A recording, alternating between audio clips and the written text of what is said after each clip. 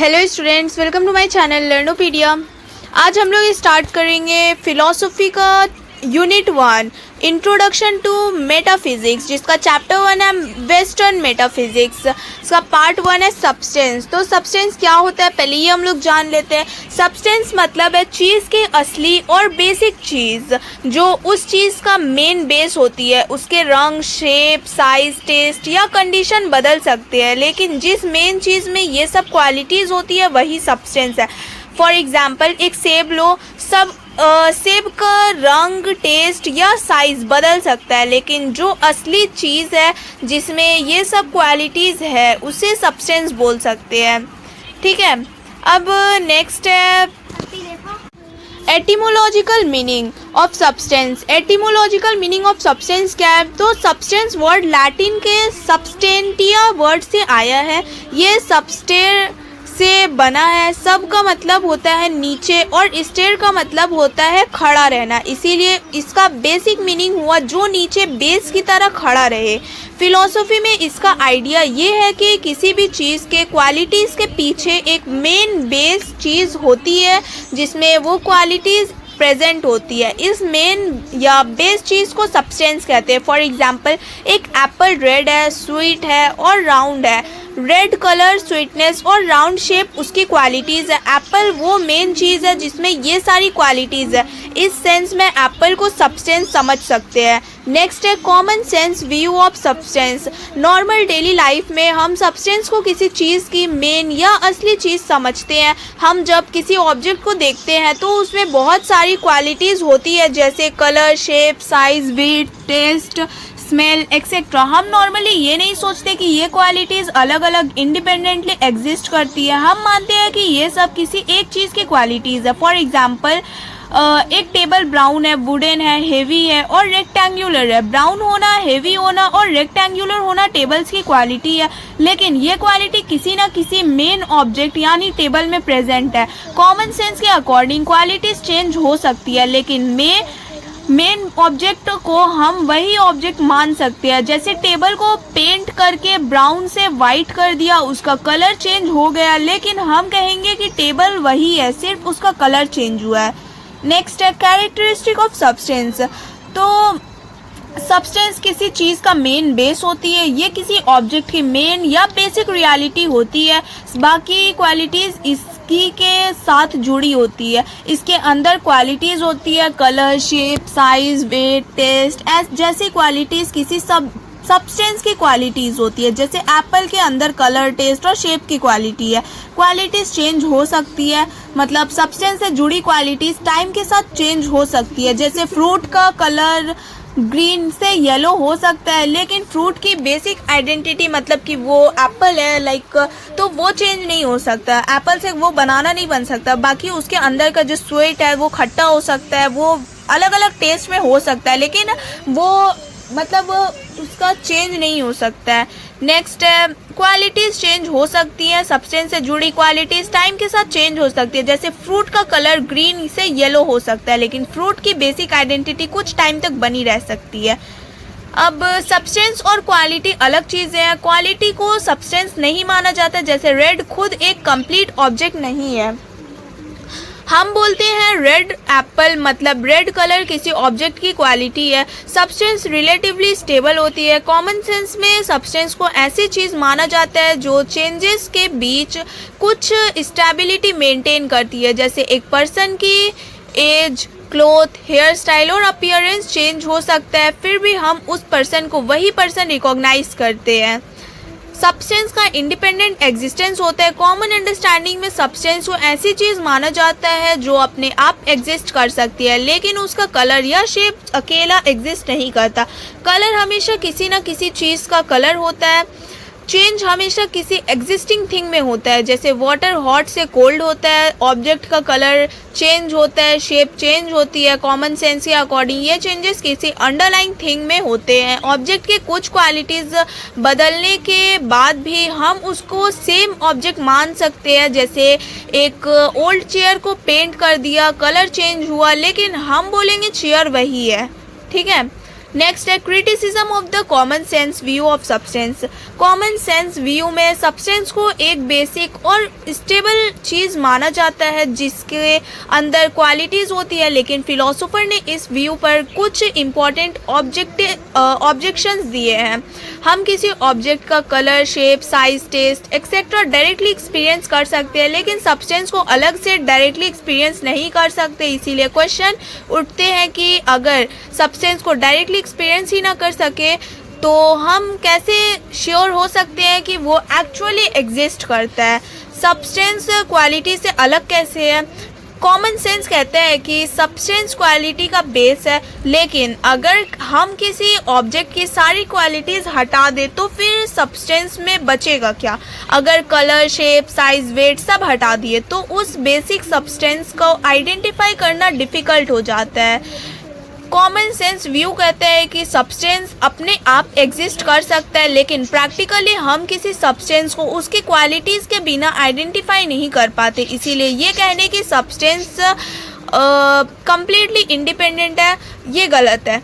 Substance को stable माना जाता है और क्वालिटीज़ को चेंजिंग, लेकिन अगर सब्सटेंस कम्प्लीटली चेंज्ड है तो फिर ये एक्सप्लेन करना डिफ़िकल्ट हो जाता है कि चेंज एग्जैक्टली सब्सटेंस से कैसे रिलेटेड है।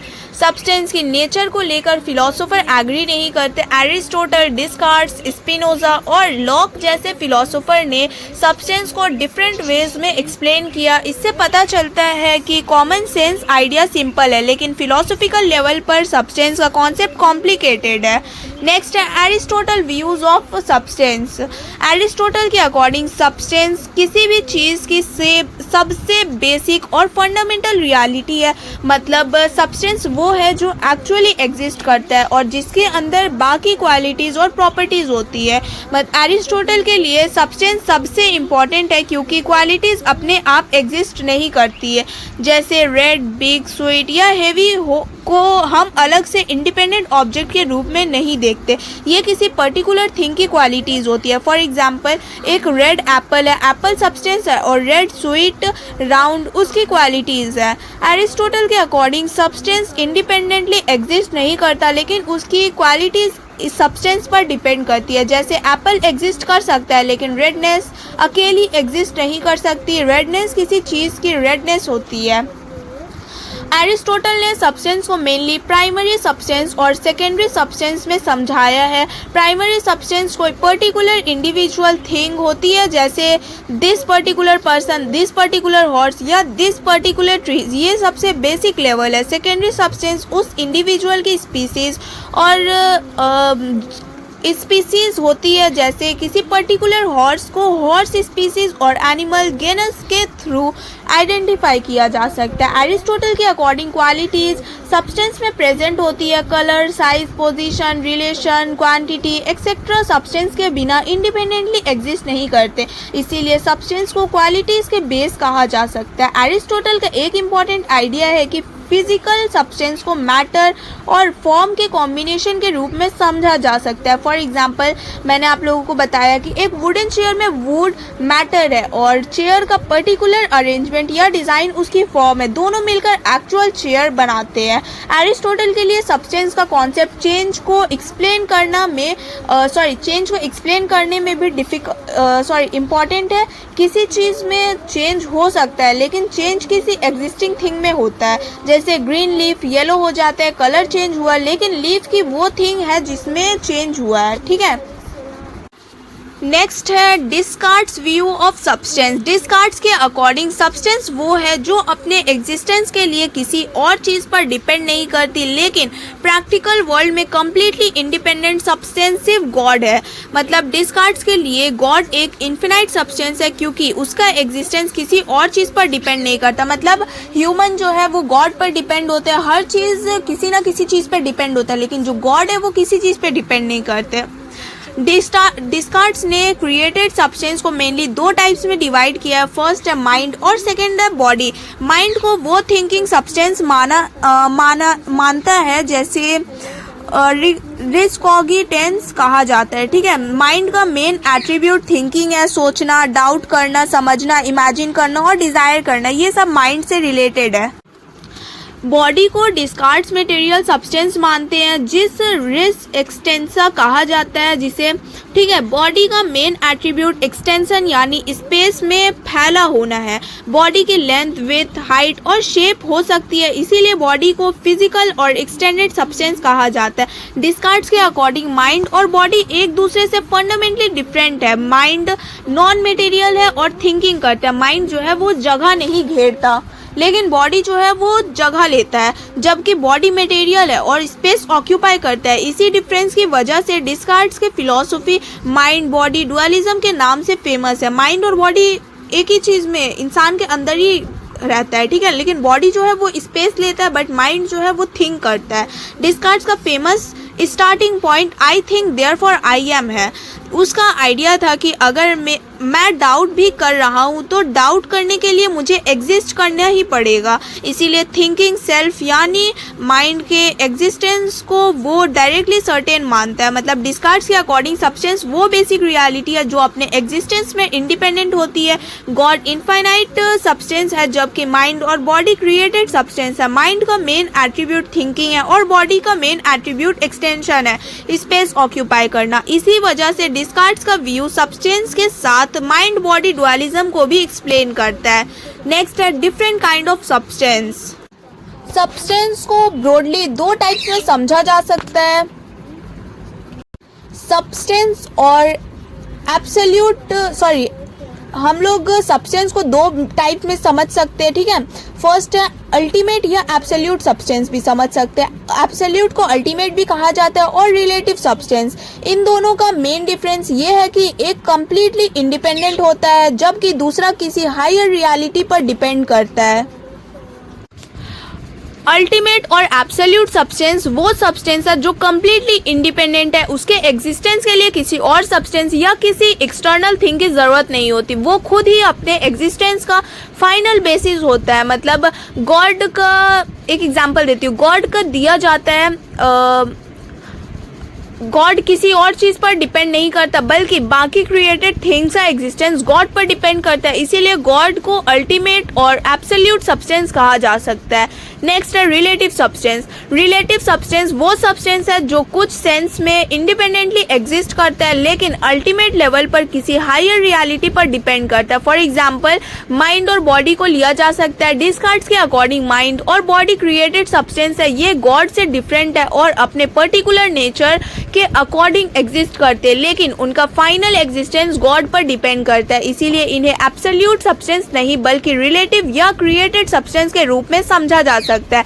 रिलेटिव सब्सटेंस वो है जो अपने लेवल पर एग्जिस्ट करता है, लेकिन फाइनल सेंस में किसी हायर सब्सटेंस पर डिपेंड करता है। नेक्स्ट है attributes and modes of substance. Substance को समझने के लिए एट्रीब्यूट और मोड को समझना इंपॉर्टेंट है। ये टर्म स्पेशली स्पिनोजा के फिलॉसफी में बहुत इंपॉर्टेंट है। एट्रीब्यूट का मतलब है सब्सटेंस का एसेंशियल नेचर या बेसिक क्वालिटी जिसके थ्रू हम सब्सटेंस को समझते हैं। मतलब एट्रीब्यूट बताता है कि सब्सटेंस फंडामेंटली किस नेचर का है। स्पिनोजा के अकॉर्डिंग गॉड या नेचर एक इनफाइनाइट सब्सटेंस है और उसका इनफाइनाइट एट्रीब्यूट्स है, लेकिन ह्यूमन बीइंग मेनली दो एट्रीब्यूट्स को समझ सकते हैं। फर्स्ट है थॉट, सेकेंड है एक्सटेंशन। थिंकिंग या माइंड से रिलेटेड थॉट है, एक्सटेंशन है फिजिकल बॉडी और स्पेस में स्प्रेड होने से रिलेटेड। एक एग्जाम्पल देती हूँ, थॉट को मेंटल रियलिटी के एस्पेक्ट के रूप में और एक्सटेंशन को फिजिकल रियलिटी के एक्सेप्ट के रूप में समझा जा सकता है। मतलब सब्सटेंस का एसेंशियल नेचर, ठीक है, एट्रीब्यूट का मतलब है सब्सटेंस का एसेंशियल नेचर जिसके थ्रू हम उस सब्सटेंस को समझते हैं। अब मोड पढ़ते हैं। मोड सब्सटेंस की कोई पर्टिकुलर फॉर्म, स्टेट या कंडीशन होती है। मोड खुद इंडिपेंडेंटली एग्जिस्ट नहीं करता, वो सब्सटेंस पर डिपेंड करता है। फॉर एग्जांपल स्पिनोजा के अकॉर्डिंग इंडिविजुअल ह्यूमन माइंड और इंडिविजुअल ह्यूमन बॉडी मोड्स है, ये इंडिपेंडेंटली एब्सोल्यूट रियलिटी नहीं है बल्कि गॉड या नेचर के मोड्स के रूप में एग्जिस्ट करते हैं। जैसे एक वेव्स को समझो, वेव्स का अपना पर्टिकुलर शेप और मूवमेंट होता है, लेकिन वो वाटर से अलग इंडिपेंडेंटली एग्जिस्ट नहीं करती। इसी तरह मोड सब्सटेंस पर डिपेंड करता है। मोड का मतलब है सब्सटेंस के पर्टिकुलर फॉर्म या स्टेट जो सब्सटेंस पर डिपेंड करती है।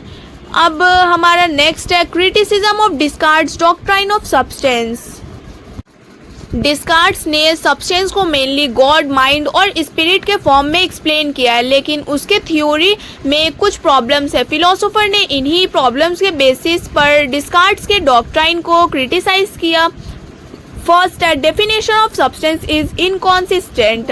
डिस्कार्ट्स कहते हैं कि सब्सटेंस वो है जो अपने एग्जिस्टेंस के लिए किसी और चीज़ पर डिपेंड नहीं करती। इस डेफिनेशन के अकॉर्डिंग सिर्फ गॉड ही ट्रू सब्सटेंस हो सकता है, क्योंकि माइंड और बॉडी दोनों गॉड ने क्रिएट किया है और उनका एग्जिस्टेंस गॉड पर डिपेंड करता है। लेकिन डिस्कार्ट्स फिर भी माइंड और बॉडी को सब्सटेंस बोलते हैं। यहाँ थ्योरी में इनकॉन्सिस्टेंसी आ जाती है। मतलब अगर सब्सटेंस कंप्लीटली इंडिपेंडेंट है तो माइंड और बॉडी को सब्सटेंस कैसे कहा जा सकता है। Creation of complexity. डिस्कार्ट्स ने रियलिटी को माइंड और बॉडी दो कंप्लीटली डिफरेंट सब्सटेंस में डिवाइड कर दिया।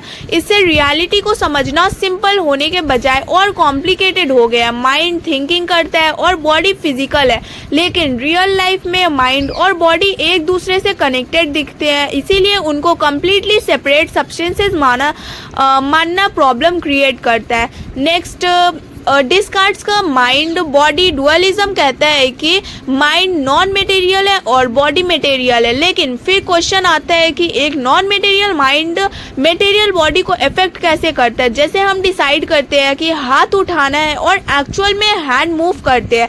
अगर माइंड और बॉडी कंप्लीटली डिफरेंट सब्सटेंस है तो उनके बीच इंटरैक्शन कैसे होता है। डिस्कार्ट्स इसको कंप्लीटली सेटिस्फैक्ट्री वे में एक्सप्लेन नहीं कर पाते। नेक्स्ट है, self reliance is not enough.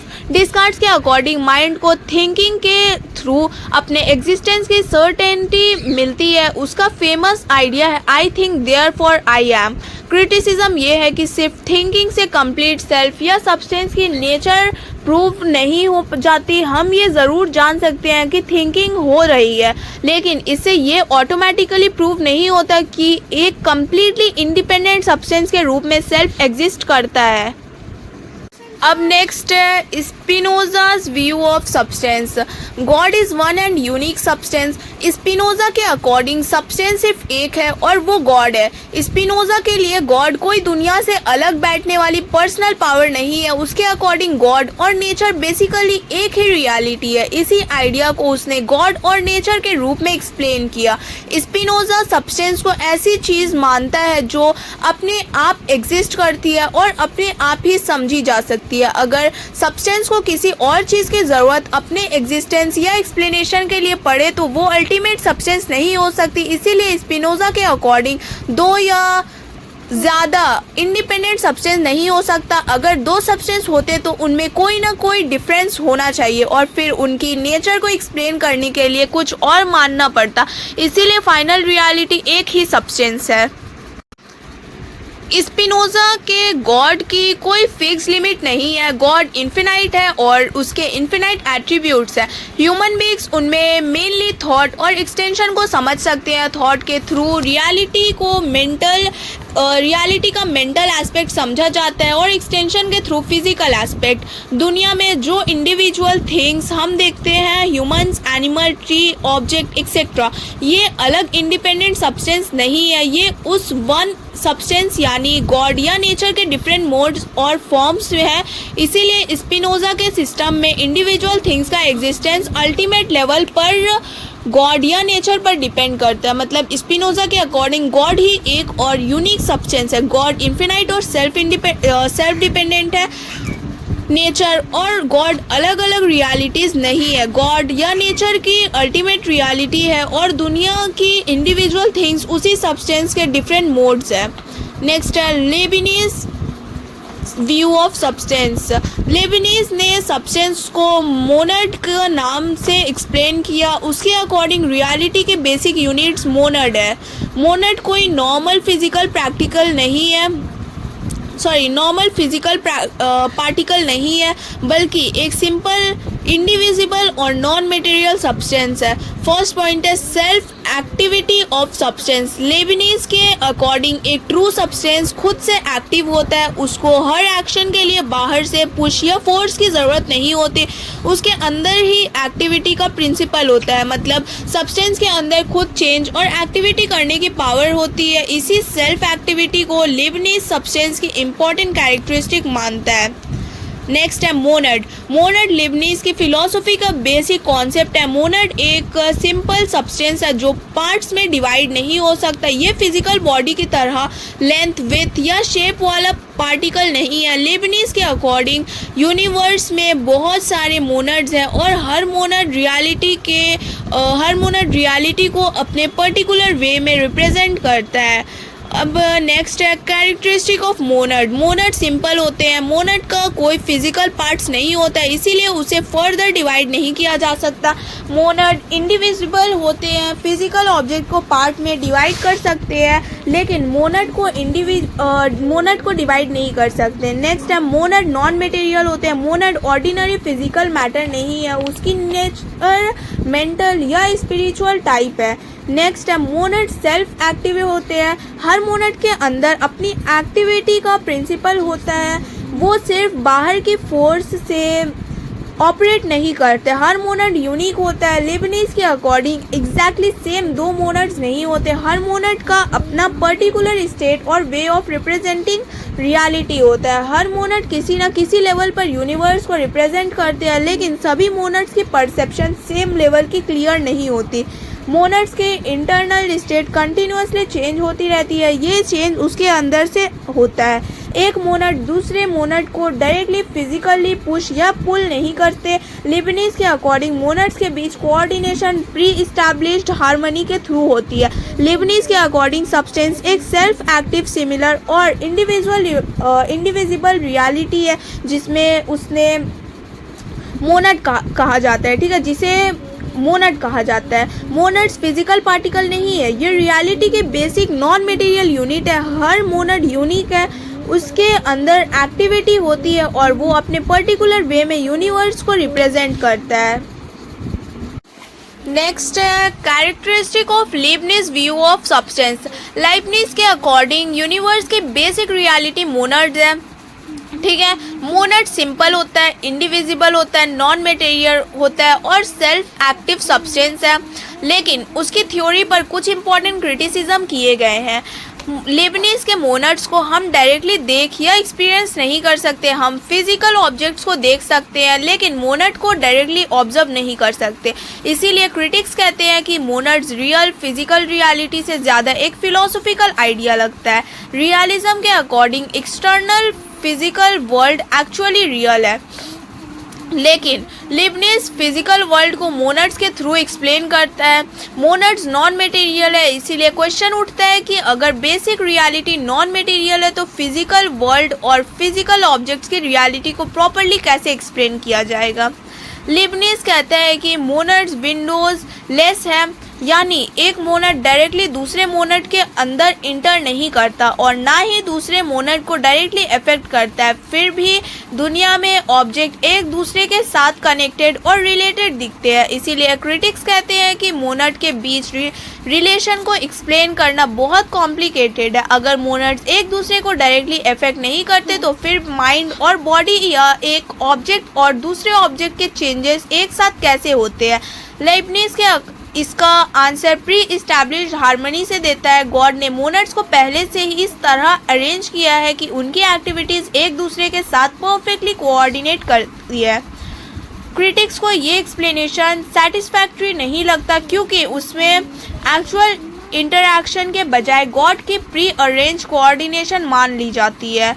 Next है मोनोथिज्म की प्रॉब्लम, मतलब लीबनिज गॉड को सुप्रीम मोनड के रूप में मानते हैं, लेकिन अगर गॉड सबसे सुप्रीम मोनड है और बाकी इन्फिनाइट मोनड क्रिएटेड है तो क्रिटिक्स पूछते हैं कि गॉड और ऑर्डिनरी मोनड्स के बीच एग्जैक्टली डिफरेंस क्या है। अगर सभी मोनड्स सब्सटेंस है तो गॉड्स को कम्प्लीटली यूनिक सब्सटेंस कहना डिफ़िकल्ट हो सकता है। और अगर गॉड ही अल्टीमेट रियलिटी है तो बाकी मोनड्स के इंडिपेंडेंट सब्सटेंस हुड को एक्सप्लेन करना भी प्रॉब्लम क्रिएट करता है। मैं आपको मोनड का मतलब दोबारा बता देती हूँ।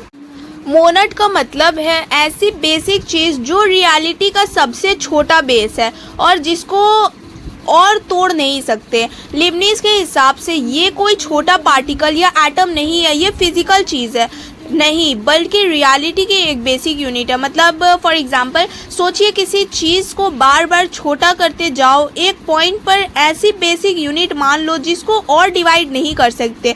लिबनीज इसी बेसिक यूनिट को मोनड बोलता है।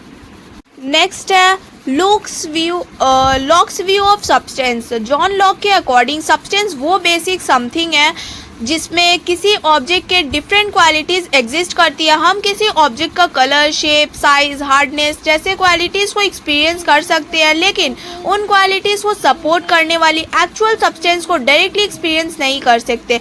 लॉक इस बेसिक सपोर्ट को something I know not what का आइडिया से एक्सप्लेन करते हैं। मतलब हमें पता है कि क्वालिटीज़ किसी ना किसी बेस में एग्जिस्ट करती है, लेकिन वो बेस एग्जैक्टली क्या है ये चीज़ हमें क्लियरली नहीं पता। फॉर एग्जांपल एक एप्पल का red colour, sweet taste, round shape और हार्डनेस हम एक्सपीरियंस कर सकते हैं, लेकिन इन सब क्वालिटीज़ को जो मेन थिंग सपोर्ट कर रही है उसको हम डायरेक्टली एक्सपीरियंस नहीं करते। लॉक के अकॉर्डिंग वही सब्सटेंस है लेकिन उसकी एग्जैक्ट नेचर नोन है।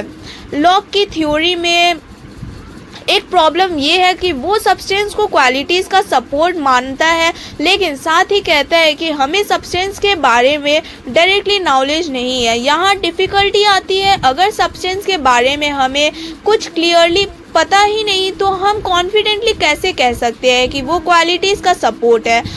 मतलब लॉक बोलता है क्वालिटीज़ किसी बेस में है, बट वो बेस क्या है मुझे नहीं पता। क्रिटिक्स के अकॉर्डिंग ये पोजीशन थोड़ी कॉन्ट्राडिक्टरी लगती है। लॉक के अप्रोच यहाँ कॉटियस और नॉन जजमेंटल है। वो सब्सटेंस के बारे में बिना प्रूफ के कोई फाइनल क्लेम नहीं करता। वो मानता है कि नेचर में सब्सटेंस श्योरली है क्योंकि क्वालिटीज़ किसी ऑब्जेक्ट में प्रेजेंट होती है, लेकिन ह्यूमन नॉलेज लिमिटेड होने की वजह से हम सब्सटेंस की एक्चुअल नेचर को कम्प्लीटली नहीं जान सकते। इसीलिए लॉक के बेसिक एटीट्यूड ये है कि जहाँ नॉलेज नहीं है वहाँ अननेसेसरी एसम्पशन नहीं करना चाहिए। हमें जितना एक्सपीरियंस से पता है उतना ही एक्सेप्ट करना चाहिए और बाकी को अननोन मान सकते हैं। मतलब लॉक के अकॉर्डिंग सब्सटेंस वो अननोन बेस है जिसमें किसी ऑब्जेक्ट की क्वालिटी एग्जिस्ट करती है। हम उस क्वालिटी को डायरेक्टली एक्सपीरियंस कर सकते हैं लेकिन सब्सटेंस को नहीं। इसीलिए लॉक सब्सटेंस को something I know not what के रूप में देखते हैं। उसकी थ्योरी की क्रिटिसिज्म ये है कि अननोन सब्सटेंस को क्वालिटी का सपोर्ट मानना डिफ़िकल्ट है क्योंकि उस सपोर्ट को डायरेक्टली प्रूव नहीं किया जा सकता। अगर वीडियो हेल्पफुल लगी हो तो इसे लाइक शेयर सब्सक्राइब करें। अब मिलते हैं नेक्स्ट पार्ट में, तब तक के लिए बाय बाय।